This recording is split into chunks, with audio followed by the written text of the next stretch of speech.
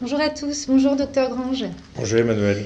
Bienvenue dans votre Café Palia, votre rendez-vous digital proposé par la Fondation Clariane pour aborder les problématiques de fin de vie et accompagner les soignants qui y sont régulièrement confrontés. Nous sommes avec le docteur Grange, vous êtes médecin de soins palliatifs, auteur du livre Le Dernier Souffle qui a été adapté au cinéma par Costa Gavras. Le docteur Grange qui est aussi au cœur d'un film documentaire, celui-là, titré Vivant de Victor Grange, qui montre avec justesse la vie et le fonctionnement d'une équipe de soins palliatifs. Dans quelques instants, cher docteur Grange, vous allez répondre à nos questions sur le thème du travail en équipe dans les situations d'accompagnement de la fin de vie des patients et des résidents.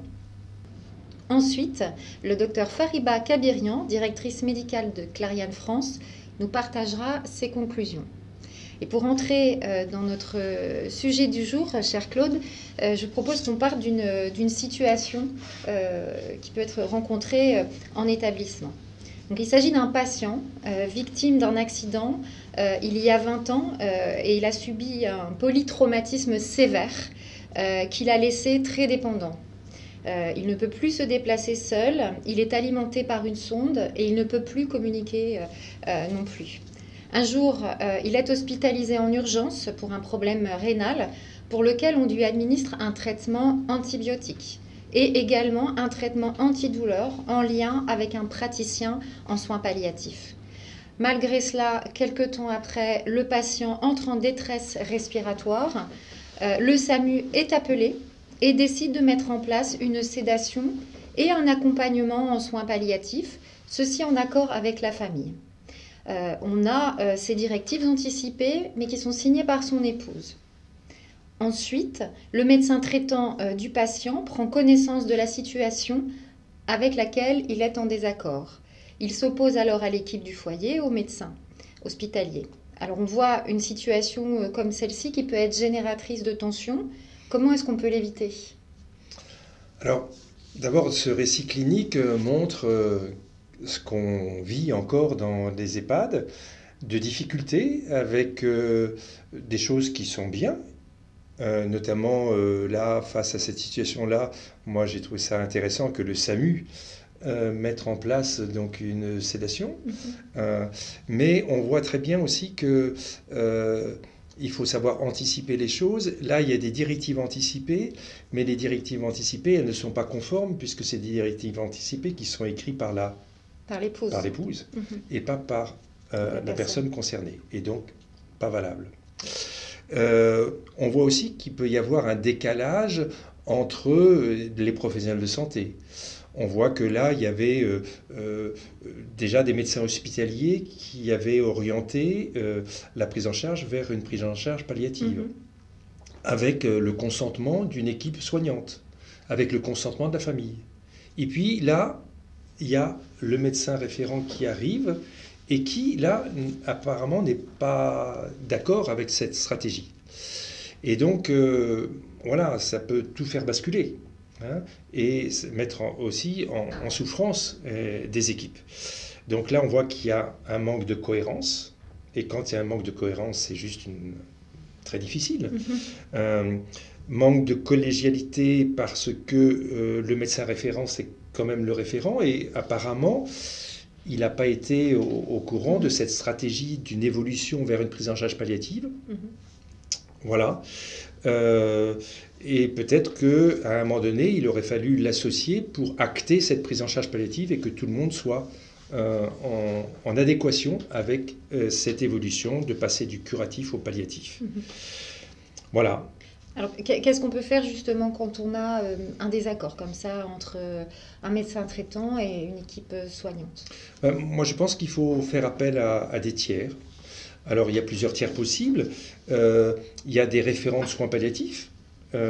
Souvent, dans les établissements, il y a un référent, souvent un binôme médecin et infirmière, référent soins palliatifs. On peut leur demander leur avis. Il y a des équipes mobiles de soins palliatifs qui peuvent se déplacer. L'EHPAD, c'est l'équivalent d'un domicile. Et maintenant, les équipes mobiles de soins palliatifs peuvent se déplacer dans les EHPAD pour donner donc un avis. Il y a aussi, on peut solliciter un comité d'éthique quand il y a des différends dans une équipe. Et puis je pense que dans votre organisation, il y a la possibilité de peut-être d'avoir l'avis d'un médecin coordinateur ou d'un médecin régional. Je pense que vous êtes structuré avec quelquefois la possibilité qu'un médecin régional puisse donner son avis. Et on voit très bien que c'est très important d'avoir un bon fonctionnement d'équipe. Et moi je dis souvent, c'est la règle des 3 C. Hein. C'est confiance, se faire confiance. C'est aussi un certain niveau de compétence. Hein. Et là, peut-être, ce médecin référent, au niveau de la démarche palliative, peut-être que là, il manquait peut-être de savoir ou de connaissances ou de compétences par rapport à pouvoir acter cette prise en charge palliative. Et puis la cohérence. Quand il n'y a pas de cohérence au niveau d'une équipe, ça c'est juste très, très embêtant. Et puis, moi je dis souvent, dans ces situations-là, c'est l'anticipation. Plus on aura anticipé en amont les situations, et mieux ça sera. Donc on voit le fonctionnement de l'équipe, c'est clé. Est-ce qu'il y a des conseils, est-ce qu'il y a des pratiques que vous auriez envie de partager, des temps d'échange qu'il faut qu'on cadence au sein des équipes pour accompagner? Moi, j'ai l'habitude de dire qu'il y a 3 types de réunions. Et la première, ça concerne le résident, le malade. C'est en fait, on parle de lui, de ce patient. Et souvent, donc, je pose la question, mais est-ce que vous travaillez en équipe? Alors, on me dit oui. Mais travailler en équipe, c'est pas la juxtaposition de soignants qui viennent au chevet des résidents. C'est pas l'aide-soignante qui vient faire la toilette. C'est pas l'infirmière qui fait des soins, après le médecin qui vient. Si à aucun moment donné, tous ces acteurs ne se mettent pas autour d'une table pour échanger, de partager, de dire leur position, leur avis, voilà. Et puis après, la décision, elle restera médicale. Mais bien évidemment, il faut pouvoir échanger entre professionnels de santé en fonction de ses compétences, de son statut d'infirmière, de psychologue. Chacun peut donner son avis. C'est ça la richesse d'une équipe. Donc ça, c'est très important. Et c'est dans ces réunions-là qu'on décide d'arrêter, de limiter les LATA, limitation ou arrêt thérapeutique. C'est dans ces réunions qu'on passe d'un traitement curatif à un traitement palliatif. Voilà, ces réunions, elles servent à ça. Donc, la première réunion, on parle du malade. L'équipe parle du malade, voilà, du patient, tout à fait. Du résident. Vous avez dit qu'il y avait 3 types de réunions. Oui. Alors après? Le deuxième type de réunion, ça concerne l'équipe. On parle de nous.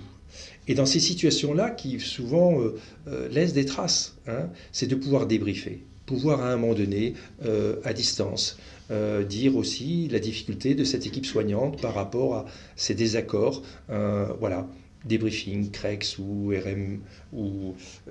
RMM, donc peu importe le nom, mais on apprend beaucoup de nos erreurs ou des situations où on a été en difficulté.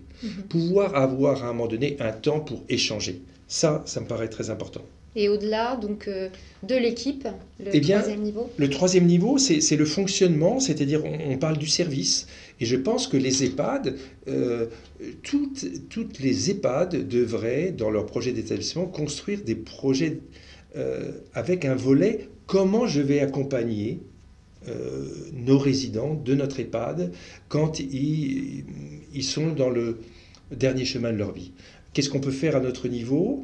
À qui on fait appel pour avoir un avis supplémentaire ou construire un petit peu son réseau quand ça dépasse nos niveaux de compétences. D'accord, donc on parle du malade, du résident, on parle de l'équipe et ensuite on a une réflexion à l'échelle du service ou de l'établissement. Exactement. Et quels seraient les clignotants, un peu les signaux d'alerte qu'on pourrait identifier sur des situations qui pourraient être ensuite un problème? Moi je dis, travailler en équipe, c'est pas simple. Hein. Je veux dire quelquefois, c'est pas parce que l'autre ne fait pas qu'il faut faire à sa place. Je veux dire, c'est très important d'identifier le rôle de chacun et de respecter aussi le rôle que fait l'infirmière, que fait le médecin. Voilà, chacun a son rôle, identifier et respecter le rôle. Et puis, un clignotant pour moi très important, c'est quand dans une équipe, on n'est plus capable de dire ce qui ne va pas. hein. Quelquefois, il y a des réunions et quand la présence de médecins, tout le monde... voilà. Non. C'est-à-dire qu'il faut que chacun puisse s'exprimer. Voilà. Quand on n'est plus capable de dire ce qui ne va pas, là, c'est un clignotant rouge. D'accord. Et alors, quelles seraient les choses à ne pas faire? Là, on voit qu'on promeut le dialogue et que chacun dans l'équipe doit s'exprimer, mais quelles sont les choses à ne pas faire? Alors, en premier, dans une équipe, c'est le jugement. Pouvoir dire les choses, mais faire attention au jugement, hein. Les dépassements de rôle, on en a parlé. Ne pas dire, ne plus pouvoir dire, ne pas mettre aussi les formes pour pouvoir dire les choses. C'est l'art et la manière de dire les choses. Ne pas pouvoir aussi entendre et recevoir, hein. Il y a un émetteur et un récepteur, hein. Aussi, il faut pouvoir recevoir un petit peu les observations, hein.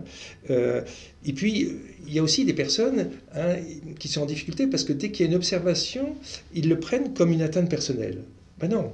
C'est-à-dire que dans une équipe, il faut pouvoir se dire les choses, mais pas le prendre comme une atteinte personnelle. C'est un peu des règles du jeu à rappeler Oui, avant de se réunir pour échanger sur le cas des patients ou des résidents. Et alors, quels seraient les indicateurs ou ce sur quoi il faut qu'on se mette d'accord avant d'échanger ou quand on échange? Alors, en équipe, il faut accepter de prendre du temps, hein, d'écouter, d'entendre, de se rencontrer, de se former, d'accepter aussi les différences, les conflits, oui, c'est sûr que ça fait partie. Conflits, ça fait partie. Accepter de prendre des risques, accepter l'incertitude. Moi, je trouve que c'est toujours très gênant quand d'une équipe, que ce soit le médecin, la cadre, où on soit dans des certitudes. Voilà, toujours pouvoir se questionner, hein, et pas être dans des certitudes. Et puis, l'évaluation, ce qui est importante à tous les niveaux.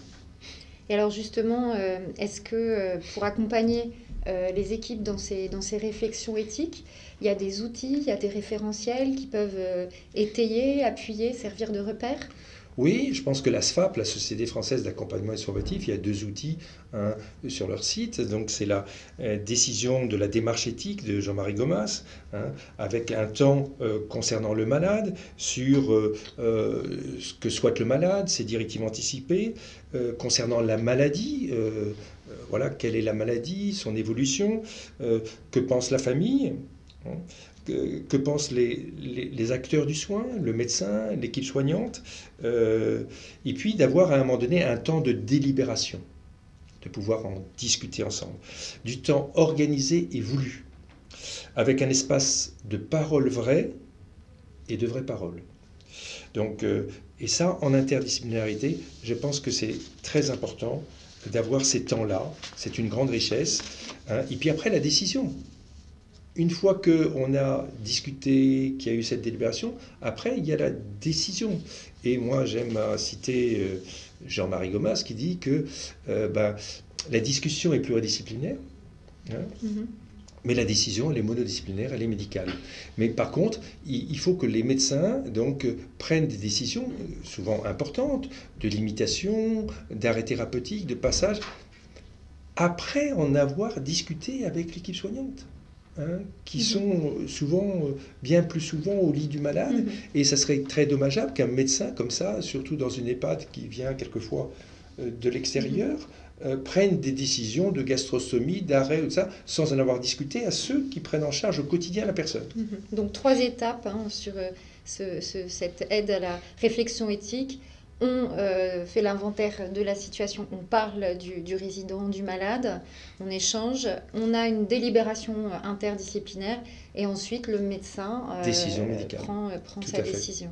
Donc ça, c'est une première aide à la réflexion éthique. Est-ce qu'il y en a d'autres? Oui, il y a les 10 questions à se poser du docteur Sebag Delanoë, qui est une grande gériatre, qui est aussi dans les soins palliatifs, et qui dit que plus la situation est complexe, et plus on devrait se poser ces 10 questions avant de prendre la décision.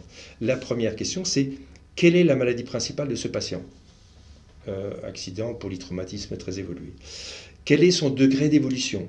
Là, il est mauvais. D'accord. Quelle est la nature de l'épisode actuel surajouté? Le problème rénal, avec un obstacle, voilà. Est-il facilement curable ou non? Là, le chirurgien avait dit qu'on ne pouvait pas opérer. Hein. Y a-t-il une répétition récente d'épisodes aigus rapprochés ou une multiplicité d'atteintes diverses? Que dit le malade s'il peut le faire? Toujours, tant que le malade peut dire ce qu'il souhaite, c'est à lui. Hein. Voilà.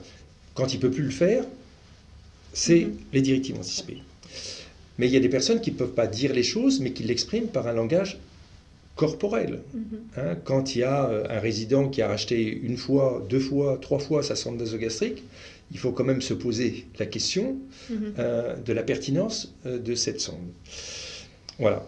Quelle est la qualité de ce confort actuel?